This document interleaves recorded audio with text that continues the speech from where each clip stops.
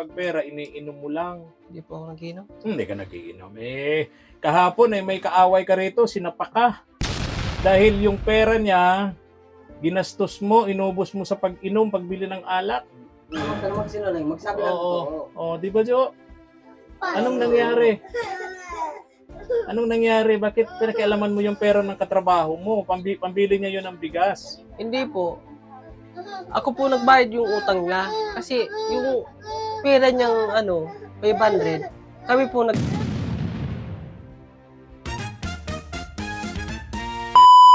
Subscribe to my channel.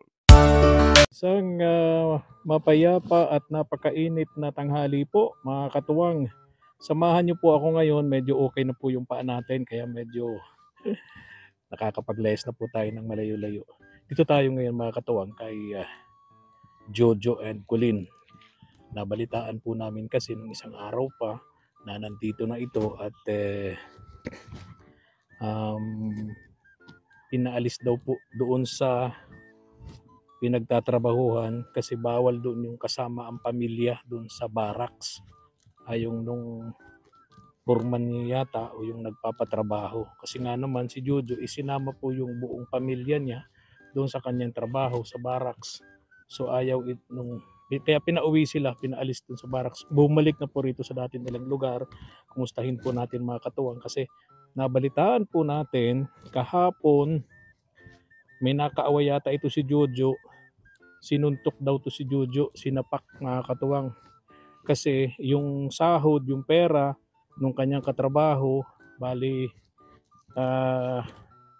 parang naiwan sa kanya o iniwan, di ko maintindihan, no? Ginastos daw ni Jojo, inubos daw ni Jojo sa pag-inom. Yan, lapit na tayo dito sa bahay niya. Yan. Dito yung mga anak ni Jojo. Yan, si Colleen, tuwan-tuwa. Sisigaw na si Colleen. Yan.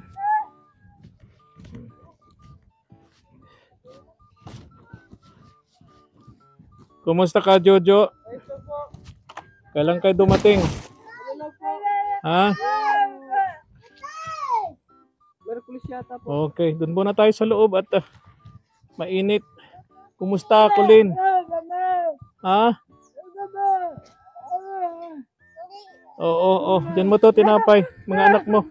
Hinihingi na niya, dali mo doon, pakainin mo ng tinapay yung mga bata. Doon muna tayo sa loob. Naku.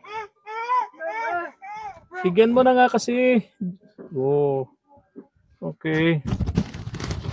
Buti nandito na tong mag-anak na to. Pasok kayo, pasok. Mainit. Colleen, mainit. Pasukin mo doon. Doon tayo. Halika, doon tayo. Sa loob.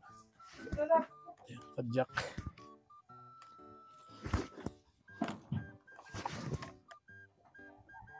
May balita ako na inaalok daw ito ni Jojo. Binibenta raw itong padjak na to.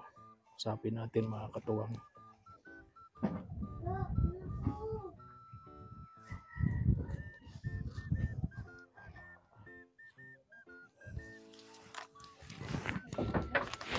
Ang laki-laki naman ng kadena.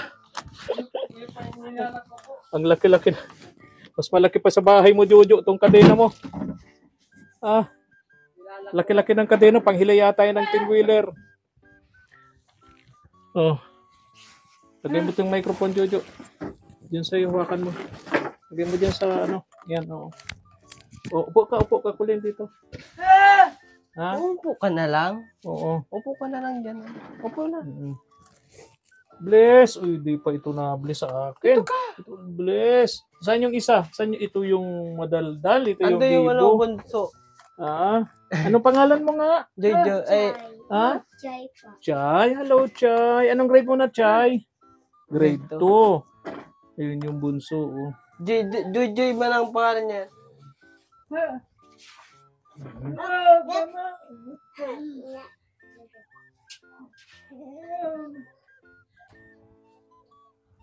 Pinaalis kayo. Ha? Malaki na Malaki na yung bunso mo, Jojo. Iyo po.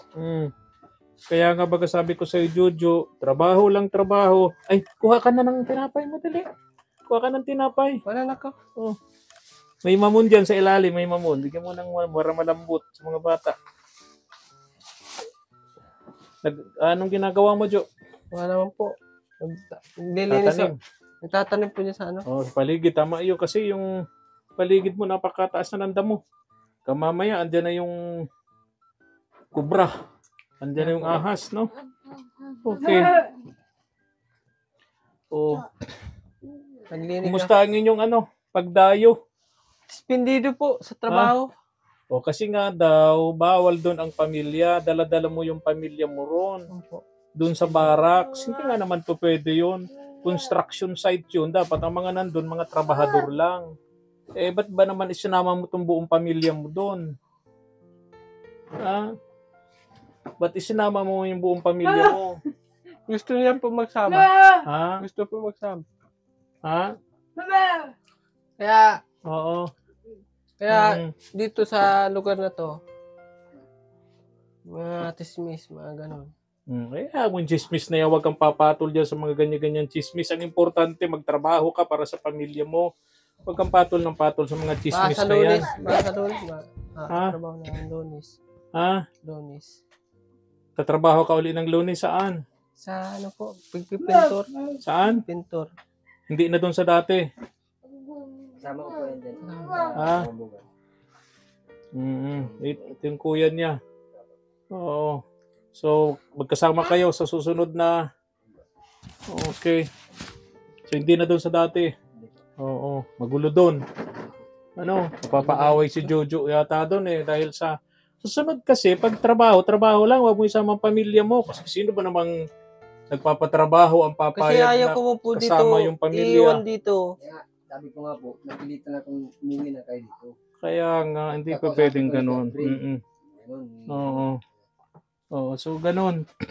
Lalo may maliit na bata, no? Lalo may kasamang maliit na bata. Hindi talaga po pwede yun. Oo, ay nako. Ay nako. Yan, anak Yung ko na rin problema yan. dito sa...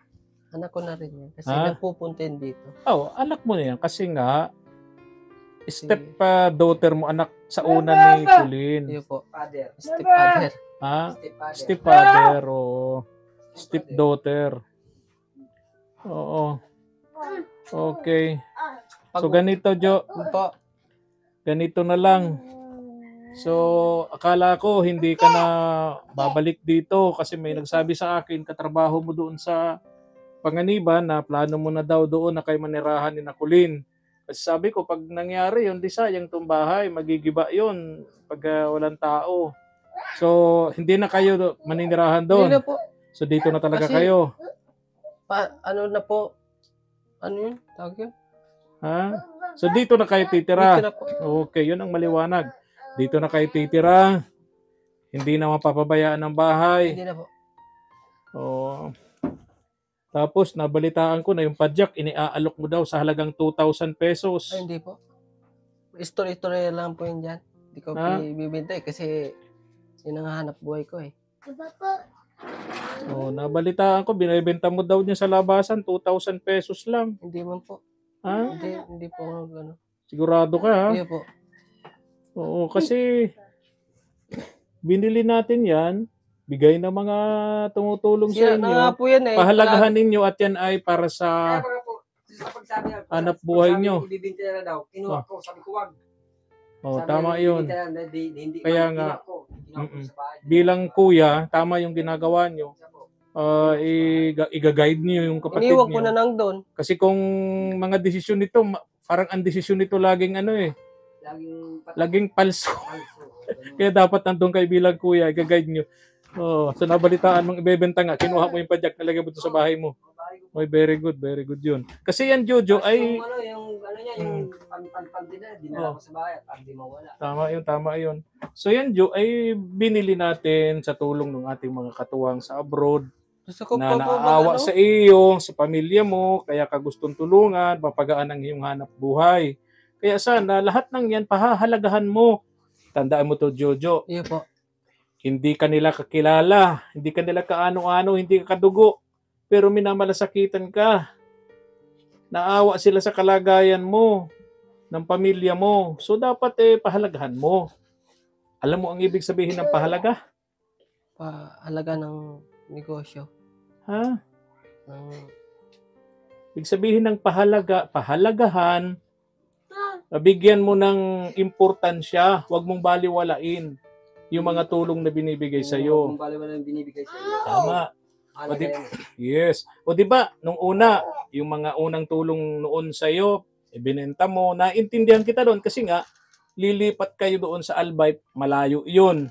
Kung dadalhin mo pa yung mga gamit ninyo, malaking gastos nun sa tracking. Malaki. So, kung kukwentahin mo yung tracking nun, tsaka yung mga gamit na yun, mas mahal pa yung tracking kaysa dun sa gamit na mga pinagbebenta mo. Naintindihan pa kita doon. Naintindihan ka pa doon ng mga sponsor natin. Pero this time, di ka na maintindihan, Jo. No? Di ka na maintindihan. Ha? Kaya wag ganon, ha? opo. Huwag mo nang ulitin yun. Hindi na po. Oh, ang problema sa'yo, Jo, pag nag-uusap tayo, magandang usapan natin. Pag talikod ko, nababalitaan ko, iba na ang resulta ng usapan natin. Ha? Ano? Mga istorya po dyan sa labasan. Oh. Wala naman, hindi ko inaano mga Ay. gamit. Ang mga sabi-sabi dyan, Oo. binibida ko daw mga ganto. Kasi sabi ko, Ay kasi nga, nakikita nila, alam nga namang mali yung sumbong ng 1, 2, 3 katao sa akin. Alam nga namang Kaya po sila ay sinungaling at ikaw ang hindi. yung po dito, Mag-isa ka lang. yung No? dito po yung nagtatrabaho po dito. Oo. Kaya po, pinutol niya nga po yung kaangkob mo dun. Kinuha po yung isa. Mm. Ay ko, ibalik mo yung isa. Kasi, Um, magalitan ako. Ganito, Jojo. Ito ha.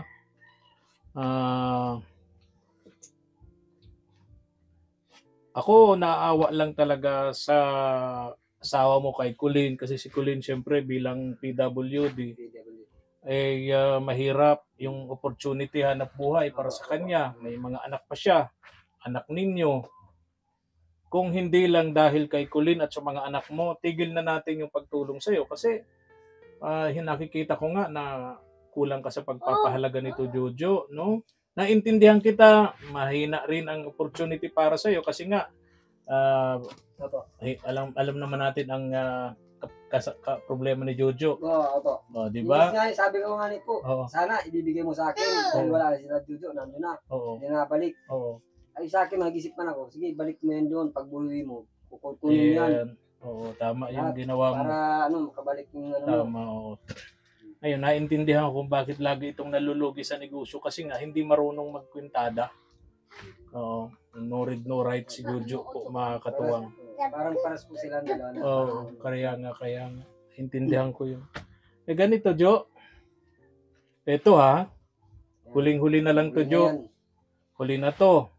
Sabihin ko sa iyo to. Pag may tumulong pa sa'yo, nagpadala ng tulong, di na kita bibigyan ng pera. Kasi pag pera, iniinom mo lang. Hindi po ako naginom. Hindi ka nagiinom. Kahapon may kaaway ka rito, sinapak ka. Dahil yung pera niya, ginastos mo, inubos mo sa pag-inom, pagbili ng alak. Huwag ka na magsinungaling. Magsabi lang ito. Oo, di ba, Jo? Anong nangyari? Bakit pinakialaman mo yung pera ng katrabaho mo? Pambili niya yun ng bigas. Hindi po. Ako po nagbayad yung utang niya. Kasi yung pera niyang 500, kami po nagbayad sa tindahan niya. Kasi babayaran ko man, Tapos yung tira, ginastos mo. ginastos namin. Hindi yun. Oo. Hindi na pinagawa yun. Kaya sa sunod, pag pera ng iba, bigay mo sa kanila, buong buo, kasi ang tiwala kasi isang beses lang yan. Kapag ka nawala ng tiwala sa'yo, hindi na mapapangalwahan niya. Para yung bote o garapon na nahulog, nabasag, Wala na. ay ibalik mo man yan, wala na. No? Hindi may babalik ang tiwala. Once na ang tiwala inawala, mahirap nang maibalik. No? Iyo po. So kaya ka sinaktan, kaya ka sinuntok dahil nga sa pinakialaman mo yung pera ng katrabaho mo. Di magkaaway kayo ngayon. Kaya po Ha? Nag-aingin na lang po ako Nagit, pasensya nandyan sa... po ako, nadipinsahan ko eh. Oo. Kasi kapatid ko siya, tapos Oo. pamangkin ng asawa ko, Oo. pinagsabihan ko din. Oo, tama yun. Okay. Buti na awat mo. Oo. So, ganun ang nangyari. O, Jo, tingnan mo mga anak mo, 4 na sila. Di ba? Pakatino ka. Hindi po. Ah, hindi ka pa bata. Hindi ka pa bata at hindi paliit itong mga anak mo, palaki ng palaki. Pag ang mga anak mo palaki ng palaki, Pamilyado na po. oo, palaki ng palaki rin ang mga pangangailangan nila, ang mga obligasyon nila. Bago ka na. Magbago po. Oh, yan ang hirap sa atin. Nag-uusap tayo. Ang sarap pakinggan ng mga sinasabi ni Jojo, mga katuwang. Pero pag talikod ko, iba na ang sinasabi. Pupunta na dyan sa barkadahan, magkikipag-inuman, ikipagsuntukan ka pa. Yun, nagbabago po po. Kasi ngayon lang po na ano eh. Yung... Oh, tingnan mo, mahal na mahal ka ni Colin, pinagtatanggol ka, hindi man daw. Oh.